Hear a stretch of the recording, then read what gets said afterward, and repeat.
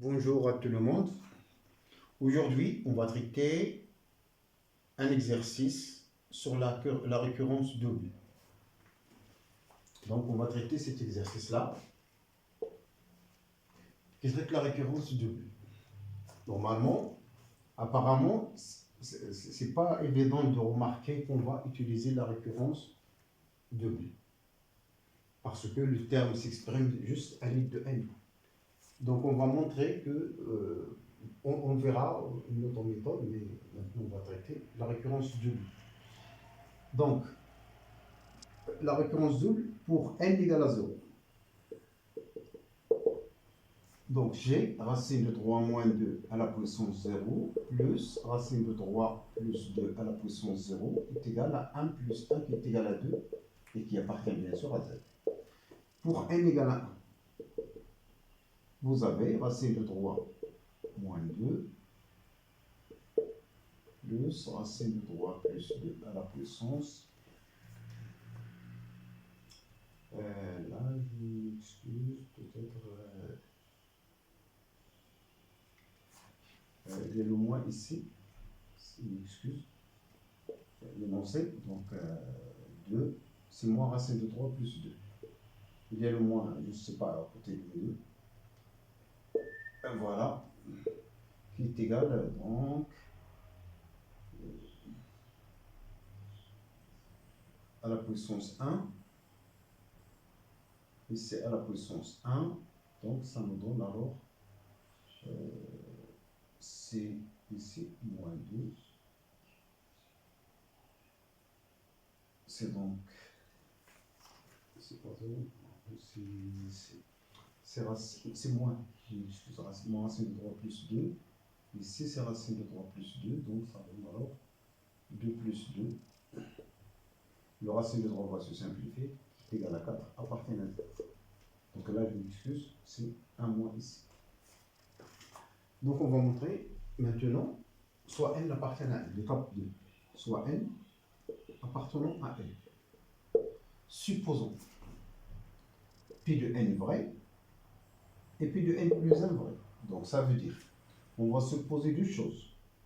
Moins racine de 3 plus 2 à la puissance n, plus racine de 3 plus 2 à la puissance n appartient à z. Et en même temps, moins racine de 3 plus 2 à la puissance n plus 1, plus racine de 3 plus 2 à la puissance n plus 1 appartient également à z. Et on va montrer que moins racine de 3 plus 2 à la puissance n plus 2 plus racine de 3 plus 2 à la puissance n plus 2 appartient aussi à z. Donc là, on va s'intéresser au fait que, donc si je remplace, donc je pose le terme an plus 2. Normalement, j'appelle ça sur le terme an, pour ne pas y écrire. Donc je mets le terme a indice n plus 2. C'est donc égal. Je souhaite montrer que ce terme-là appartient à z. Donc je décompose. C'est moins racine de 3 plus 2 à la puissance n fois moins racine de 3 plus 2 au carré, plus racine de 3 plus 2 à la puissance n fois racine de 3 plus 2 au carré. On essaie de détruire ce carré, de décomposer ce carré. Donc on va expliciter ce nombre à l'aide de lui-même. Alpha carré, là c'est alpha carré à l'aide de alpha. Donc il y a pas mal de méthodes de voir ça. On va exprimer ce terme-là, si j'appelle ce terme-là alpha, j'écris alpha carré à l'aide de alpha. Donc en remarquant que racine de 3 plus 2 moins racine de 3 plus 2 sont solutions d'une équation connue. De l'équation, toujours, si vous la donnez de deux nombres a et b, sont toujours solutions d'une équation connue. cette équation-là, elle commence par t carré, moins la somme, leur somme. Leur somme ici, c'est 4, c'est-à-dire moins 4t. Plus leur produit. Leur produit, 2 moins racine de 3, fois 2 plus racine de 3. Donc, c'est 4 moins 3. C'est donc 1 égale à 0. Donc là, et donc, j'ai le droit de remarquer que moins racine de 3 plus 2, le tout au carré, il réalise cette équation, le moins racine de 3 plus 2. Ça veut dire que cet élément au carré est égal à 4 fois lui-même, plus moins 1. C'est toujours un. Donc t carré égale à 4t moins 1 lorsque je remplace t par racine de 3 plus 2 ou par moins racine de 3 plus 2. C'est pareil pour l'autre terme. Racine de 3 plus 2 au carré, elle réalise la même chose, c'est 4 facteurs de racine de 3 plus 2 moins 1. Et donc, je réécris mes calculs, c'est moins racine de 3 plus 2 à la puissance n, facteur 2, 4 fois le même nombre, moins racine de 3 plus 2, moins 1, plus racine de 3 plus 2, facteur à la puissance n, facteur 2, 4 fois racine de 3 plus 2 au carré, moins 1. Il ne reste qu'à regrouper les termes. Donc je regroupe maintenant, donc AN, donc c'est moins racine de 3 plus 2 à la puissance n fois ça, donc à la puissance n plus 1, fois 1, 4. Moins, donc, plus ce terme attaché à 4, c'est-à-dire, donc je factorise par 4, plus racine de 3 plus 2 à la puissance n plus 1. Là, je développe, mais on regroupe directement les termes. Les termes, lorsque je multiplie ça par ça, ça donne la puissance n plus 1. Et aussi la puissance n plus 1, je gagne un 4 en facteur. Et l'autre côté, donc moins, je mets la crochet, ce terme-là, moins racine de 3 plus 2 à la puissance n, fois moins 1, donc avec ce moins, plus racine de 3 plus 2 à la puissance n. Et l'hypothèse de récurrence, ça appartient à z, ça également appartient à z, donc tout l'élément entier appartient à z. Donc voilà, donc la propriété est alors vraie pour n plus 1. Donc on conclut donc par la récurrence, le principe de la récurrence double, d'où vous mettez le résultat directement, quel que soit n appartient à n, ce terme-là appartient à z.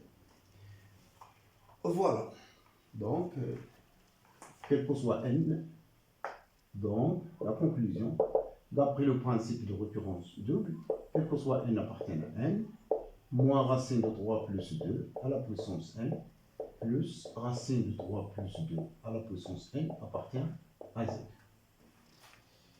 Néanmoins, il y a une autre méthode qu'on peut faire avec la formule du binôme de Newton, si vous voulez, sans récurrence, c'est-à-dire, pour montrer ça, vous avez par exemple AN, d'une manière directe. Deuxième méthode,